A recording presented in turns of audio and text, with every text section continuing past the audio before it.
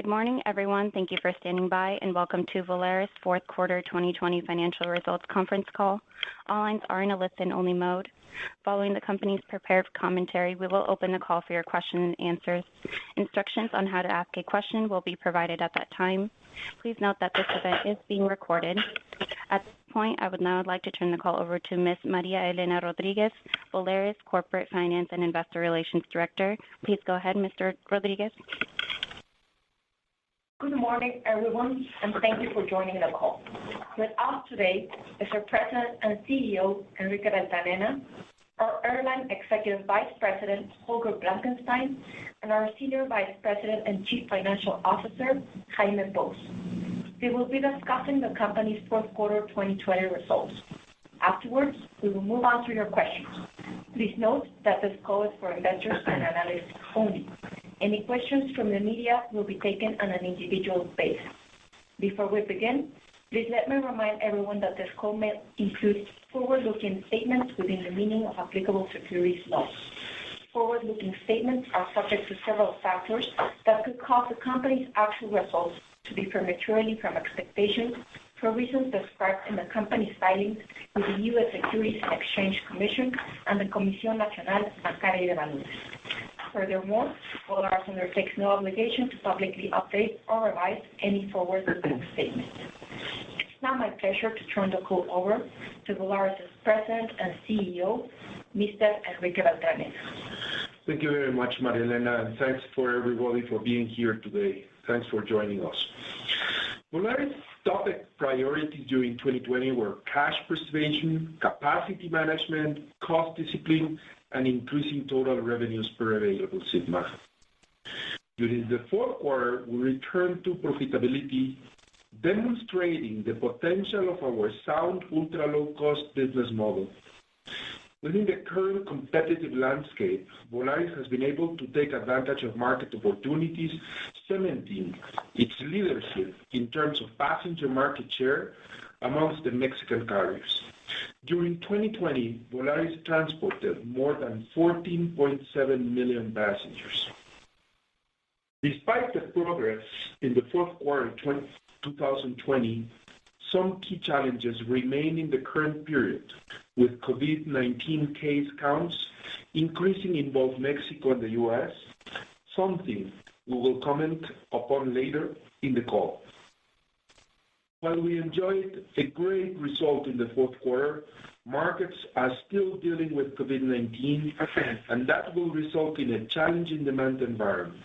We'll continue to capitalize on our low-cost position, we'll continue to look for opportunities to expand our network, and we will continue to focus on cash preservation as our highest priority as we navigate the rest of the crisis.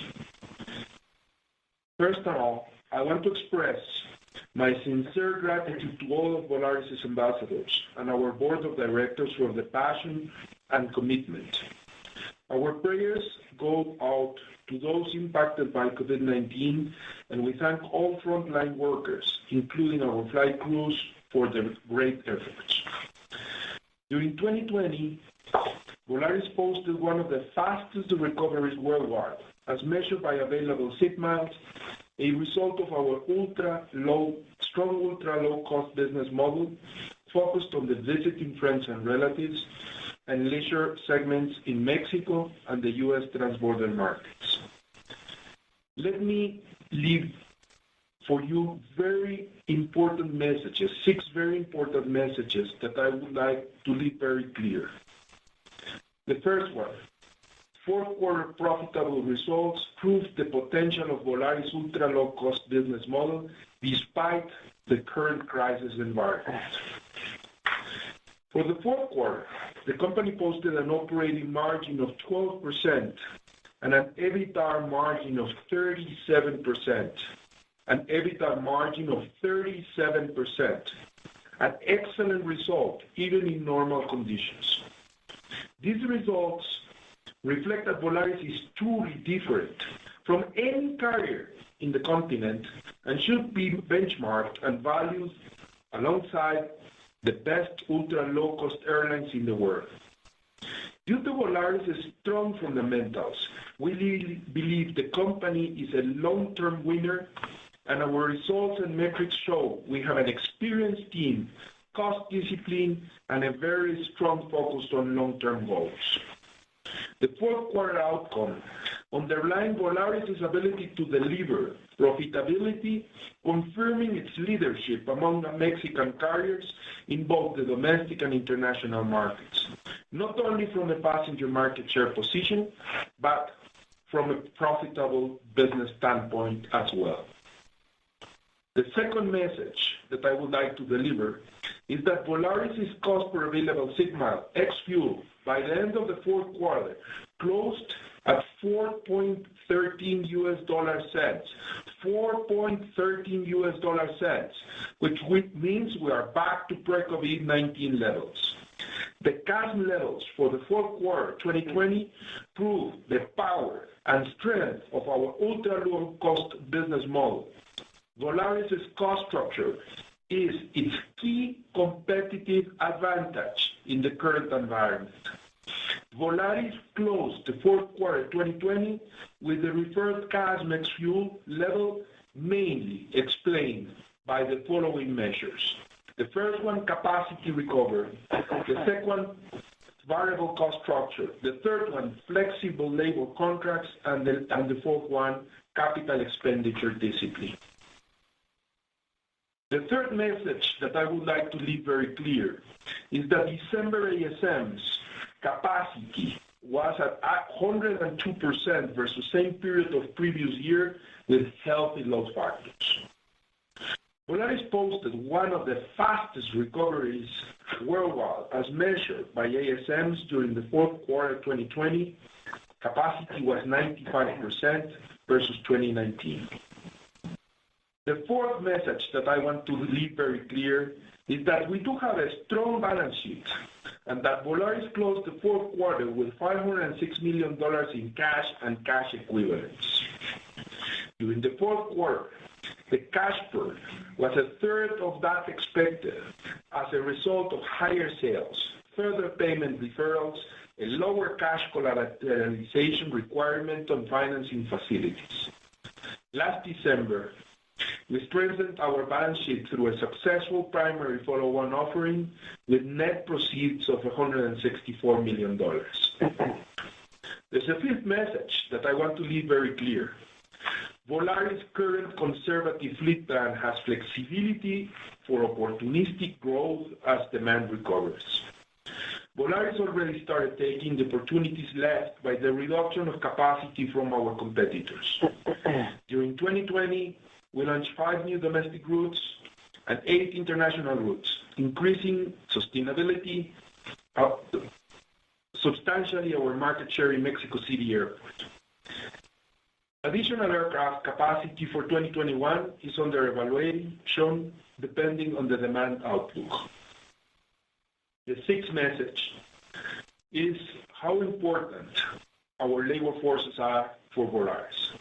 Volaris Union, the STIA, legitimized, as per the amended Mexican labor laws, our bargaining collective agreement at the beginning of this year. As a conclusion, despite 2020 being a very difficult year, Volaris today has one of the most competitive fleet plans and engine agreements in the market. We received our concession renewal for a 20-year term. We executed one of the fastest capacity recoveries in the world. We returned to the pre-pandemic and ultra-low-cost unit levels.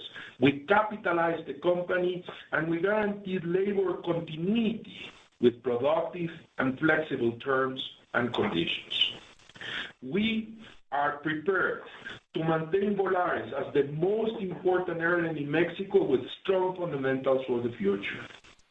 We want to reiterate, however, historically, our first quarter is more challenging, and in pandemic times, it's even more so. For the first quarter, the company is experiencing demand weakness and compressed booking curves as a result of increased COVID-19 claims and the new U.S. regulations on international travel. As a result, the company's network plans for the first quarter of 2021 will be more conservative, focused on deploying appropriate levels of capacity aligned with a changing demand environment and on preserving liquidity. For the first quarter of 2021, Volaris intends to operate approximately 80% of capacity compared to the same period of last year. And let me remind you that the first quarter for Volaris last year was still on track with the normality period. Even with the challenges we are seeing in the first quarter, this still represents a strong capacity comeback from the pandemic versus the global industry, which is currently operating at approximately 55% of capacity compared to the previous year. It also shows the flexibility of our network as we respond to the changing demand environment. Preparation and forward planning have always been the strengths of Volaris. We came into 2021 well prepared with the strongest balance sheet among Mexican airlines and what we believe is the most successful business model. I want to highlight, though, the proven agility and flexibility of this company to ramp up in order to take advantage of opportunities that are presented. Let me pass it over to our Airline Vice President Executive, Holger Blankenstein, to comment on revenues and on the commercial strategy. Please, Holger. Thank you, Enrique. Like most countries, Mexico's aviation industry has been heavily impacted by the coronavirus pandemic. Our ultra-low-cost model has enabled Volaris to navigate successfully through this unprecedented crisis. During the fourth quarter, we achieved the following top-line figures. In the domestic market, load factor was 83.5%, 6 percentage points below 2019 fourth quarter.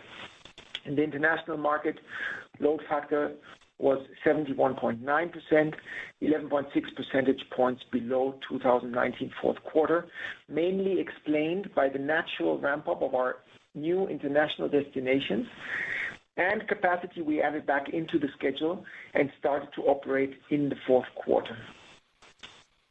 Due to the decrease in no-shows and the high season of the quarter, the total network load factor was 80.2% for that period. Domestic ASMs for the fourth quarter was 99% of 2019 same period, driven by more capacity in our core markets and the optimization of frequencies and schedule. International ASMs for the fourth quarter were 86% of 2019 in the same period.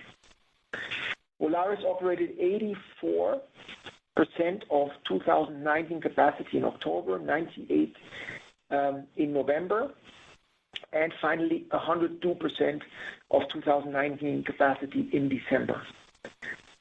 Total ASMs for the fourth quarter were 95% versus the same period of last year, which is the highest in the Mexican market. Volaris has more than 337 daily operations in 43 domestic and 25 international airports. The capacity and load factor represents one of the fastest recoveries of any airline worldwide. And on top of that, we were able to improve TRASM by 34% quarter over quarter to close to 138 peso cents. For the full year, TRASM was 123.5 pesos, only a decrease of 13% versus the full year 2019, despite the pandemic. Total ancillary revenues per passenger reached a new record high of almost 800 pesos for the quarter, an increase of 43% year over year. Non-ticket revenue accounted for 48% of total operating revenues, driven by resilience in air ancillaries and other initiatives, which I will give more detail on later. This reflects Volaris' unique competitive advantage through its virtuous cycle. Lower base fares stimulate demand, generate volume, and ancillaries compensate the lower base fares. In terms of operational reliability, on-time performance was 90% for the fourth quarter, and schedule completion was 99.1% for the fourth quarter of 2020. Volaris has experienced an accelerated recovery versus worldwide peers, aided by our ultra-low-cost model and competitor retrenchment in Mexico. during the fourth quarter 2020, we saw that after being under stay-at-home restrictions for 6 months, people were certainly looking to travel to beach destinations and to see friends and family. Volaris is among the first airlines globally to return to 2019 capacity levels materially faster than its peers. Given our focus on short-haul leisure and VFR travel, which represents 70% of our total capacity, we are not beholden to traditional business and international travel recoveries. 100% of Volaris capacity falls under domestic and short-haul international point-to-point, which are the fastest recovering geographies. Now, looking at 2021. The post-holiday spike in COVID cases in both the US and Mexico has led to escalating COVID protocols, travel restrictions, and advisories against travel. For example, passengers traveling to the US must present an electronic or printed proof of a negative COVID-19 test performed no more than 3 days before the flight. In response, since January 26, Volaris is offering antigen tests at a preferential price to our customers in coordination with the airports from which we operate to the US. Approximately 75% of our customers flying to the US arrive at the airport with their own COVID-19 test results. The marketing efforts are being focused to create a base load factor, emphasizing the ease of travel to the US and our biosecurity protocols. On the sales side, we maintain our promotional activities to push advanced sales. Volaris has actively promoted safe flying through its biosecurity protocol and by going to the market with great promotions and focusing on our bus switching campaign. We are expanding our passenger base by aggressively converting first-time flyers through our bus switching campaign. As part of the avenues for growth, Volaris bus switching marketing campaigns aim to leverage our point-to-point network with focus on VFR and leisure segments, which again are showing one of the fastest recoveries. From the 3 billion bus passengers in the Mexican market, about 30% is related to the first luxury and executive classes. We continue to generate more demand through our bus switching strategies. Certainly, consumer travel confidence has taken a hit. This uncertainty has softened the first quarter demand. We are planning to implement a more conservative strategy for the first quarter of 2021. We will be cautious and flexible with capacity deployment, and we will continuously monitor booking curves with the aim of preserving cash. Our strategy has shifted to playing offense. Volaris is already positioned to take off and to look for long-term growth opportunities. We continue to look for ways to stimulate demand and to grow revenue. Peers have tried to follow, but most of them are shrinking in cash mode, struggling with short-term liquidity needs, and looking for ways to keep up with our pace. With their scaling back, Volaris is without question the airline which stands to benefit the most. We will continue monitoring capacity reductions from competitors very closely, experimenting with new ancillaries, and running targeted promotions to test stimulation potential on selected routes and markets. Now, talking about avenues for growth. During the fourth quarter 2020, we started to operate 2 new routes in the domestic market, Mexico City to Campeche and Cancun to Oaxaca. We also started to operate 7 new routes in the international market, from Mexico City to Dallas, Houston, Fresno, Ontario in California, San Jose in California, and Sacramento, and Morelia to Chicago O'Hare. The ramp-up process is going as expected. A core aspect of further growth for Volaris is our strategy in terms of ancillary revenues and how we continue to grow that line, including the execution of full dynamic pricing, achieving the full potential from personalization, the renewing subscription programs. We also also have a co-branded credit card with 282,000 members, which gives passengers points that they can redeem on Volaris flights. The new drivers in the last months have been combinations like insurance and medical coverage, which has been strong in COVID-19 times. Ancillary revenues represent 48% of total revenues, and we already belong to the Champions League in terms of ancillaries. We have a line of sight to the 50% mark, placing us among the top airlines worldwide. Given the current challenging environment for the first quarter 2021, we will focus on maturing the latest destinations added to our point-to-point network without adding new ones.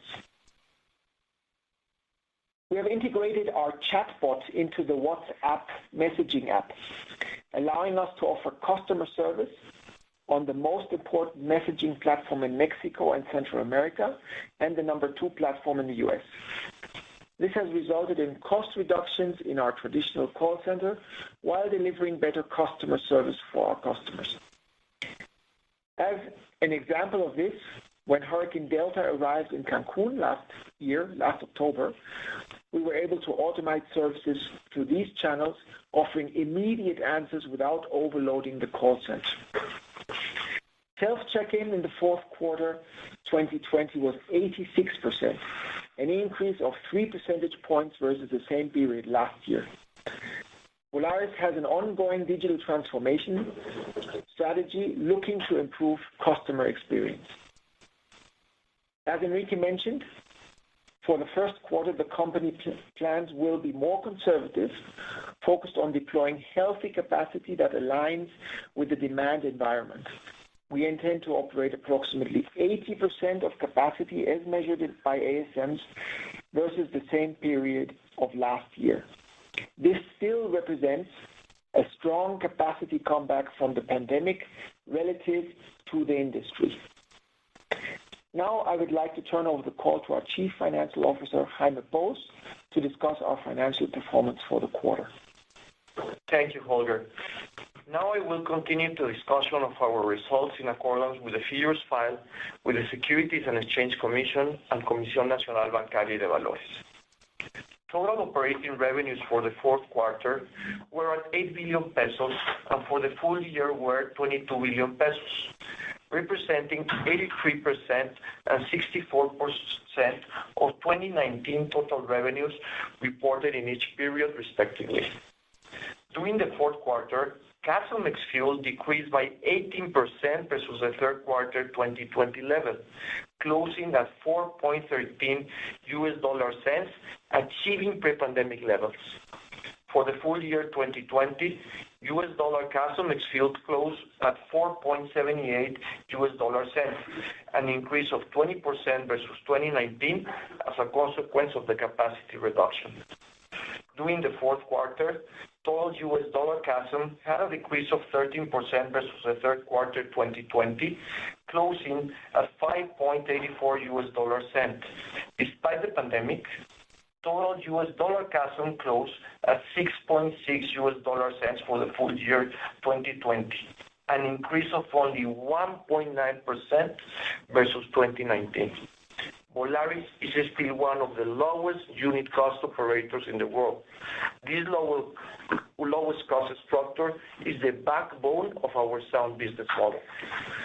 Our ties to the Indigo Group have brought us operational synergies along with a global benchmarking perspective and the purchasing power of a larger group that enhances our negotiating leverage.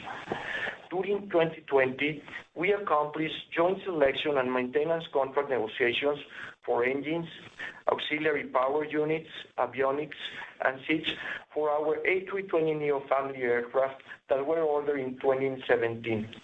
The company executed an agreement with Pratt & Whitney for a total of 171 additional GTF engines, along with maintenance service in a long-term variable scheme at competitive economics. These negotiations will improve existing contracts to the life of this aircraft and with an estimated amount in the range of $300 million. This in addition to the benefits already applying to our current fleet as part of the negotiations with those suppliers. By the end of 2020, on a full year basis, we were able to obtain 4.2 billion pesos in total benefits as a result of our cost contingency plan, of which 993 million pesos were cost savings, 586 million pesos were adjustments in timing mainly on maintenance services, and 4 billion pesos were payment deferrals. By the end of 2020, we had already repaid 1.4 billion pesos of such deferrals. Moving on the profitability numbers, EBITDA in the fourth quarter was 3 billion pesos, giving an EBITDA margin of 37% in the quarter. EBITDA for the full year was 4.5 billion pesos, leading to an EBITDA margin of 20.5%, notwithstanding the pandemic. EBIT in the fourth quarter was 960 million pesos, representing 12% EBIT margin. EBIT for the full year was negative 3.2 billion pesos, representing a negative 15% EBIT margin. Net income for the fourth quarter was 897 million pesos, with a net margin of 11%. For the full year 2020, Volaris posted a net loss of 4.3 billion pesos and negative net margin of 19%.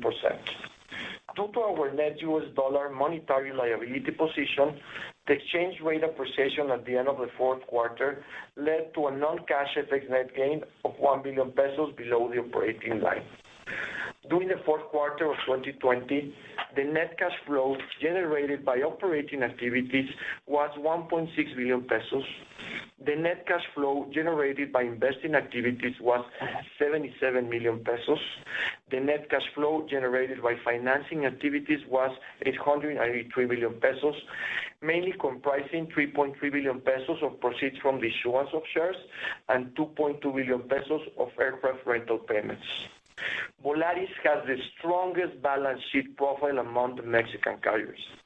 At the end of the fourth quarter, the company registered a negative net debt of 4.7 billion pesos, excluding lease liabilities recognized under the IFRS 16 adoption, and total equity of 2 billion pesos. Volaris net debt EBITDA ratio closed the fourth quarter at 8.7 times, reflecting a healthy balance sheet relative to the industry standard in the current environment. Volaris's financial debt is used solely to invest in the growth of the business. As of December 31st, 2020, cash and cash equivalents were 10 billion pesos, 2 billion pesos above 2019 close of the year, representing 46% of the last 12 months operating revenues. As previously mentioned, we closed the year $506 million in cash and cash equivalents, mainly denominated in US dollar currency.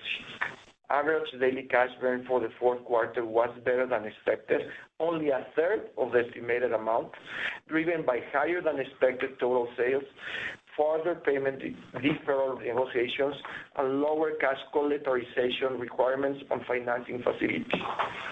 As we look into the year ahead, from a seasonal standpoint, the first quarter of the year is historically the most challenging in terms of profitability. We are currently negotiating for additional extended payment periods and discounts with most of our suppliers. For the first quarter 2021, we expect an average daily cash burn of approximately $1.2 million, mainly driven by softer sales, payment related to the previous quarter high season expenses and repayments from 2020, including $70 million related to fuel expense and $19 million related to aircraft rental deferrals. The company expects to be cash flow break-even or even positive in the fourth quarter of 2021 if everything remains constant. The company will continue to reduce costs, aiming to achieve a CASM ex-fuel level similar to 2019 by the second half of 2021. However, given the expected reduction in capacity and aircraft utilization, which will be in addition to typical seasonality, our first quarter CASM level is expected to be higher than the fourth quarter level. Moving on to fleet, During the fourth quarter of 2020, the company returned one A319 aircraft and incorporated 3 new A320neo aircraft, ending the year with 86 net aircraft with an average age of 5.3 years. For the first quarter 2021, we expect to receive one A320neo aircraft and redeliver one A319, closing the quarter with a percentage of neo fleet at 36%. Considering that the fuel expense line represents approximately 38% of total expenses, our neo aircraft transition plan will keep us driving fuel efficiency towards a lower CASM and support our Win Initiative commitment. In November 2020, Volaris was selected as a component of the Dow Jones Sustainability MILA Pacific Alliance Index. We remain committed to our ESG initiatives. In December 2020, Volaris concluded an upsized primary follow-on equity offering in which the company offered 154.1 million of its ordinary participation certificates in the form of ADSs at a price to the public of $11.25 per ADS in the U.S. and other countries outside of Mexico, pursuant to the company's shelf registration statement filed with the SEC. The offering was 4.4 times oversubscribed at base offering. We thank these new waves of investors for having confidence in our business. The company currently intends to use the net proceeds of approximately $164.4 million to continue playing an offensive strategy. In the face of this industry disruption, the company is not providing guidance on earnings. We will note that the recent decline in demand will result in difficult revenue environment for the next few months. Our focus today continues to be cash preservation and return to profitability. The mentioned equity issuance has provided a solid balance sheet and will enable Volaris to emerge stronger on the other side of the pandemic. Now I'll pass it over to Enrique for closing remarks. Thank you very much, Jaime. A crisis always delivers both risks and opportunities. Volaris has focused on looking for the opportunities that have been created as a result. We have demonstrated over the last 9 months that we know how to manage a crisis well. The fourth quarter shows the strength of Volaris' business model. Volaris will continue to leverage its ultra-low-cost structure to capitalize on growth opportunities. We see 2021 as a story of two halves, a challenging first half for the year in terms of demand, and a second half with signs of recovery. Broad vaccine availability and continued vaccination progress should drive returning confidence in travel, specifically in the U.S., and therefore soften or even eliminate recent travel restrictions. Volaris has successfully navigated these challenges arising from the pandemic thanks to the outstanding work of our ambassadors. I'm convinced that their passion will continue to get us through this difficult time. I particularly want to express my sincere gratitude to all of them, to our board of directors, to our investors, bankers, lessors, suppliers, but most important, to the great team that has been working and the directors of this company that their tireless efforts and commitment in this challenging 2020. The entire Volaris family makes me look forward positively to 2021. Operator, please open the line for questions. Thank you. And at this time, if you would like to ask a question, please press the star and 1 on your touchtone phone. You may remove yourself from the queue at any time by pressing the pound key. And the first question comes from Duane Pfennigwerth with Evercore. Your line is now open. Hey, thank you. Good morning. I wanted to ask you on your thoughts on seasonality going forward, not necessarily in the first quarter, but really post-recovery with potentially a lower level of business or corporate travel. How do you think about the seasonality of the network and the seasonality of earnings going forward?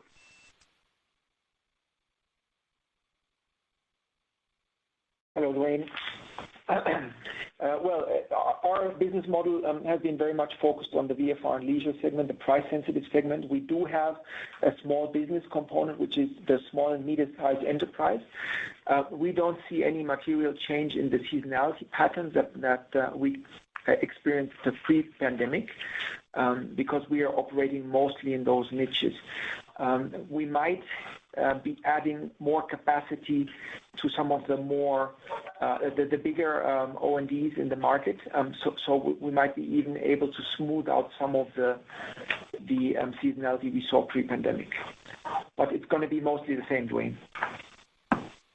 That's helpful. And then just with respect to transborder, can you just remind us how much of that is U.S. point of sale or U.S. originating, and have you seen any stabilization in that U.S. originating demand since these policy changes late January? So regarding point of sale, pre-pandemic, it was pretty much 50-50, originating in the U.S. and originating in Mexico and Central America. Currently, our U.S. dollar-denominated collections are 44% of total revenues.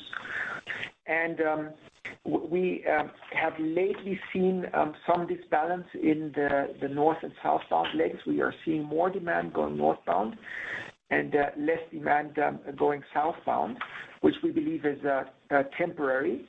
And as the vaccination programs roll out in the U.S., that consumer confidence should come back in the second and third quarter, the southbound one.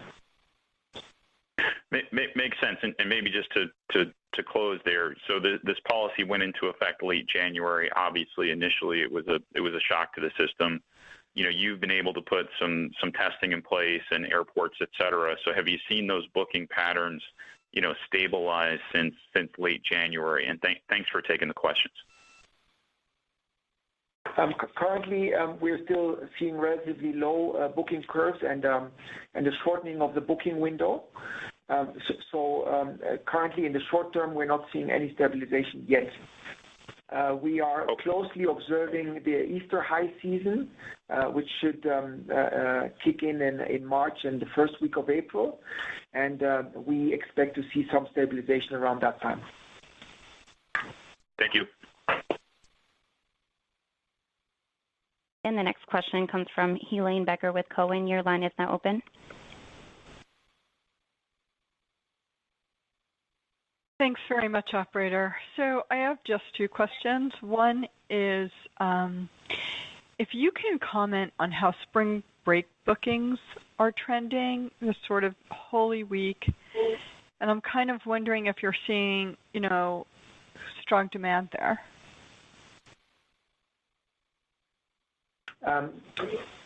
Thanks, Helene. Regarding the spring break, as most of our markets in the U.S. are focused on the VFR segment, we usually don't see a spike in the spring break itself. However, there are some domestic routes that could be benefited by this effect, mainly in the beach destinations. More important for Volaris is the impact of the high season around Easter, just after spring break, which is in the first part this year touching March, I think the last weekend, which is the March quarter, and most of it of that Easter high season is going to be falling into April, the second quarter this year.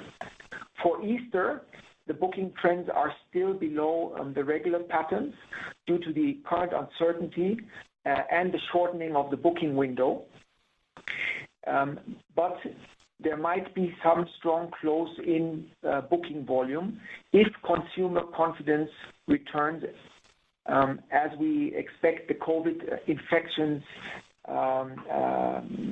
We are seeing that COVID infections are dropping in the U.S. and somewhat in Mexico as well, and the vaccination programs are being rolled out.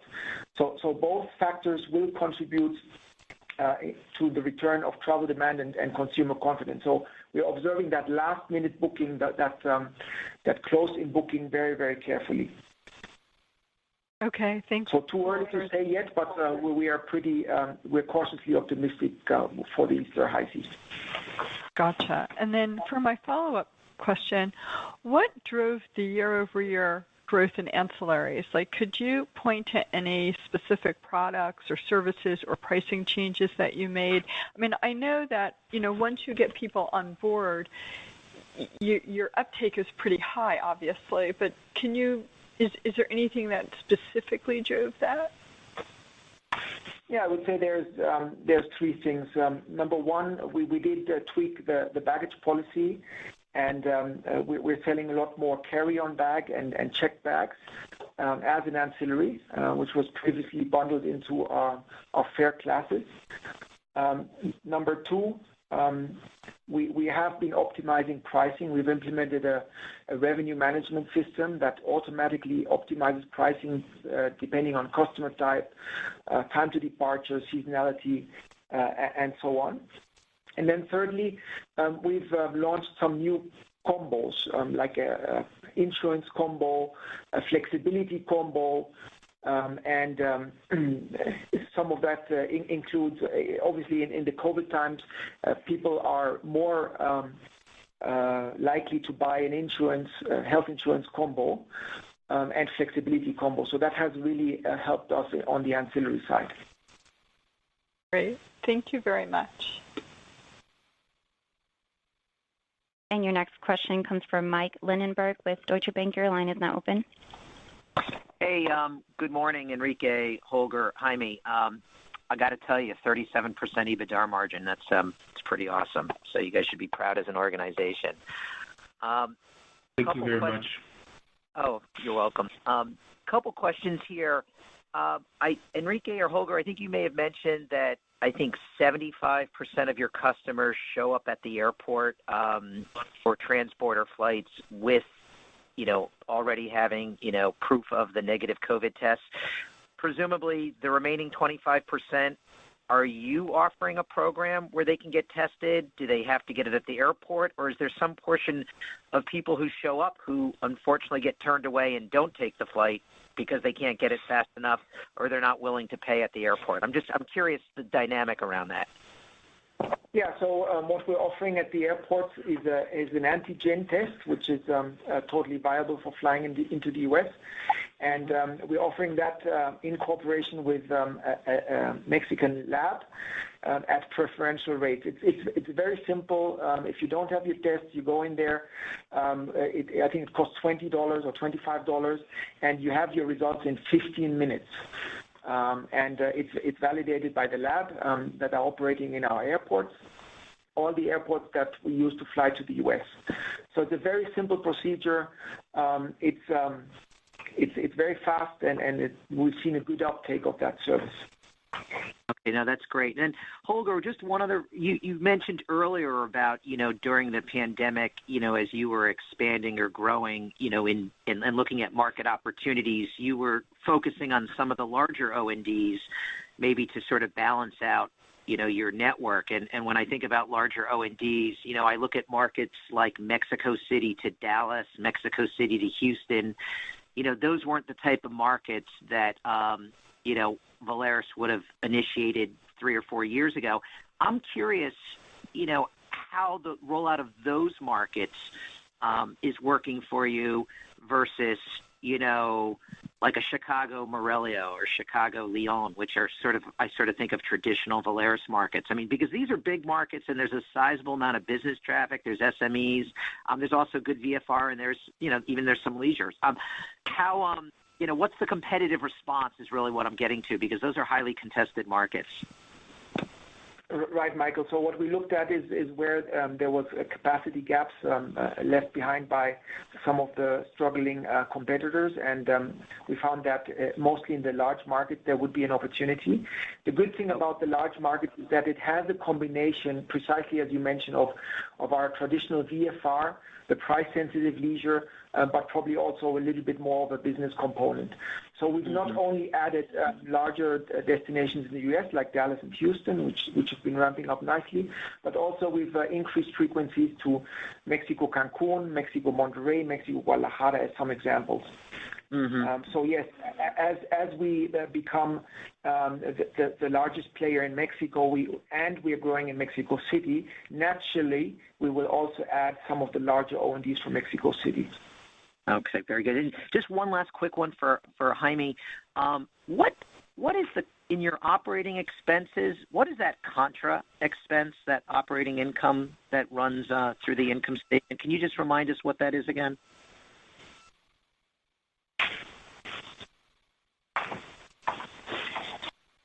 Oh, that's the incorporation of the three A320neos, the sale and leaseback transaction for those 3 aircraft. That's the sale leaseback. That's the gain. Okay, that makes sense. That's correct. Yes, that's correct. Perfect. Which and I know is around 160 million pesos. Okay, and that will continue because it's amortized over the life of the lease, right? So we'll continue to see something in that. That's correct. Perfect. All right. That's correct. Thank you. Thanks, everyone. And your next question comes from Pablo Monsivais with Barclays. Your line is now open. Hi. Good morning, guys. Thanks for taking my questions. I have 2 quick ones. The first one is regarding your outlook for the first quarter of this year. You mentioned that international demand could remain weak for the first quarter, but can you please shed some light on the domestic side? Should we expect it to be at pre-COVID levels, if not slightly higher? And my second question would be on the international demand. Is the weakness that we're seeing for the first quarter only attributed to the COVID test restrictions from the U.S., or are you seeing some demand being weak in some routes? Can you please shed more light there as well? Thank you. So let me talk about the international market first. So clearly, with the spike in COVID cases in our large destinations in the U.S., the Bay Area, Los Angeles, Chicago, and even Texas, we've seen a natural decline in travel demand in the first quarter. It basically started in the last week of December, going into January and the first quarter. And that was compounded with the new travel pre-COVID, the COVID test requirements that came into effect late January. So I think it's a combination of both things that have dampened travel demand for the first quarter. As I said before, we are cautiously optimistic with the vaccination efforts that are going on in the U.S. And the percentage of population that has been vaccinated in the U.S., that consumer confidence and travel demand will return shorter rather than later. And that's why we're observing very closely the Easter bookings. So that's for the international side. For the domestic side, demand has been stronger than in the international market, even going into the first quarter, but has been also affected by a spike in COVID cases in Mexico and by stay-at-home orders and the red traffic lights that has been put in place by local governments and states in Mexico, for example, in Guadalajara, Jalisco, and in Mexico City, but also in Quintana Roo, Cancun, for example. So overall, domestic demand is a little bit stronger, but has also been affected. Perfect. Thank you very much. And the next question comes from Rogelio Araujo with UBS. Your line is now open. Hi, gentlemen. Thanks for the opportunity. Congratulations on these great results. Just a confirmation before I make my question. So you said about the sale leaseback transactions, the gain was 760 million Mexican pesos. Is that correct? So that's with respect to the full year in which we have 7 sale and leasebacks. The number asked by Michael was only with respect to the fourth quarter, which corresponds to 3 aircraft. Okay, and how much was that in terms of Mexican pesos?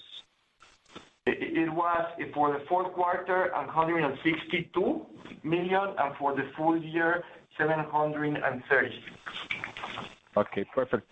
Thank you. And so my questions are, first one regarding the international flights.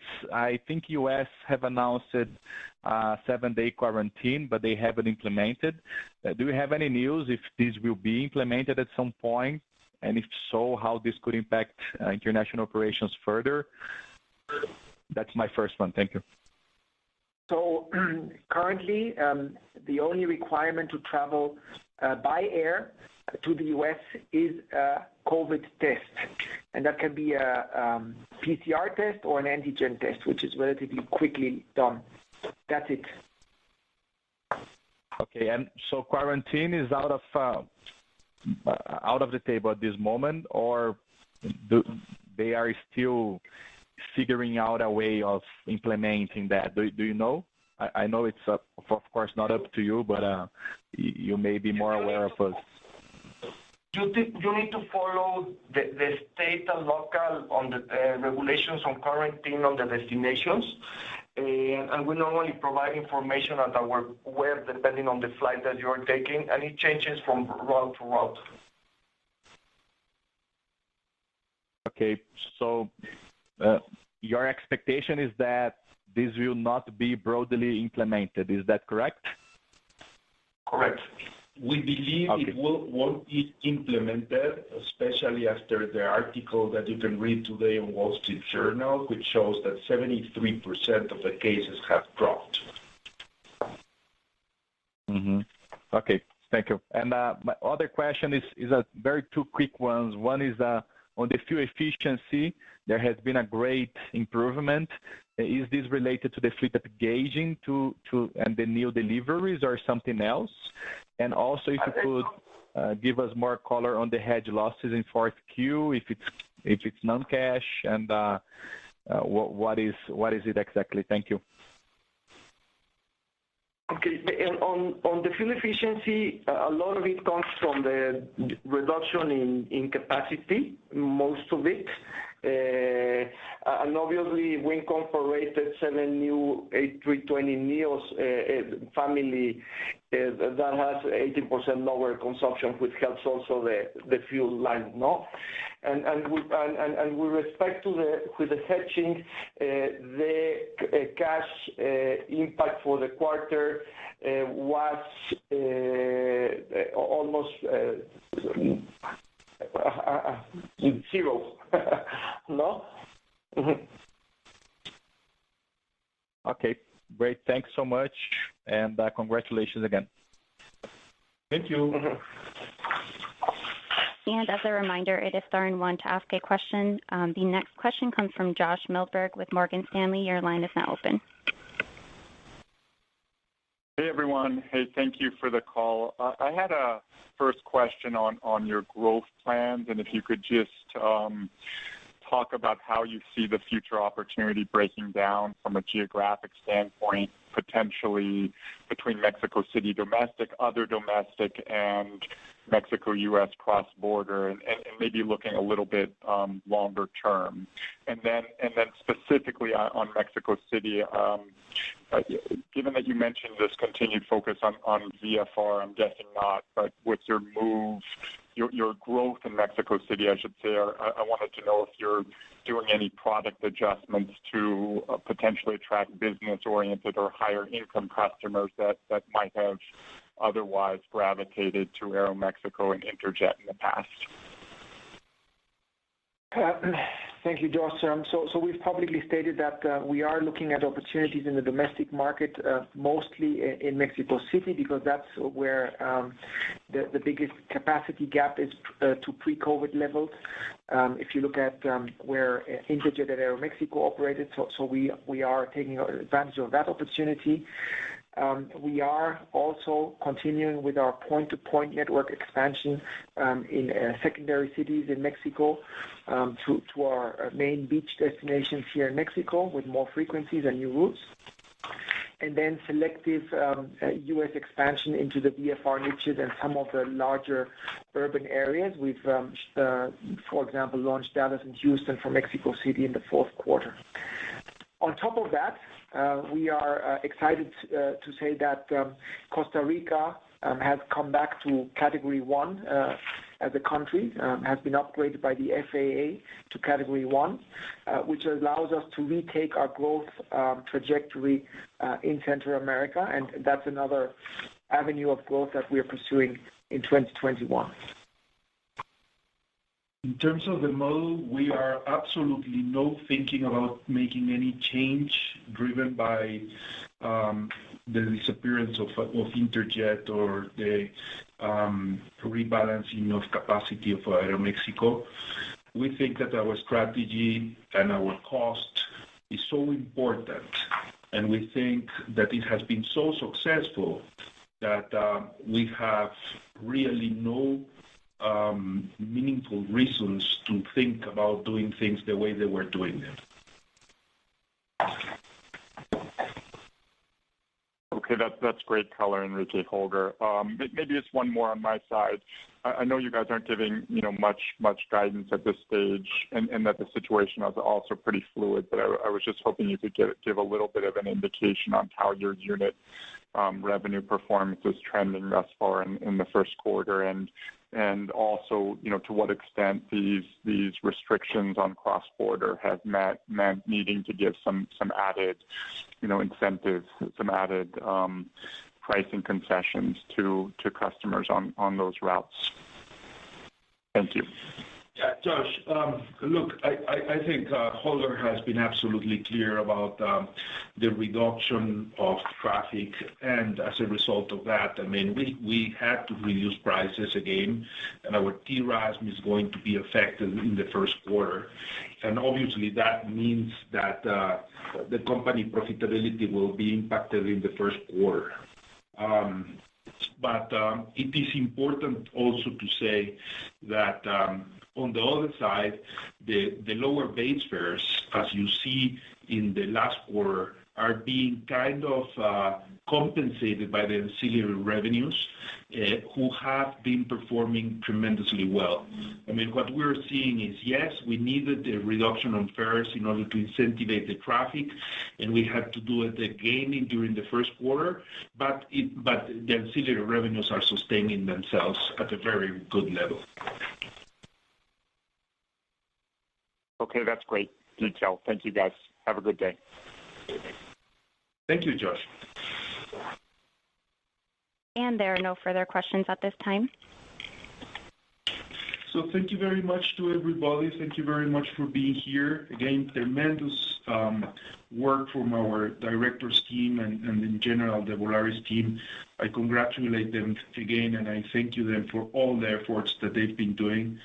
Working out from home, working out from different places in a very, very difficult environment shows only the resiliency of the team, and I really appreciate everything you have done. Thanks to everybody hearing this presentation this morning, and I wish you that we stay healthy and we can keep on performing the way we have been in the last quarter. Thank you very much. Thank you. And this concludes today's call. Thank you for your participation. You may now disconnect.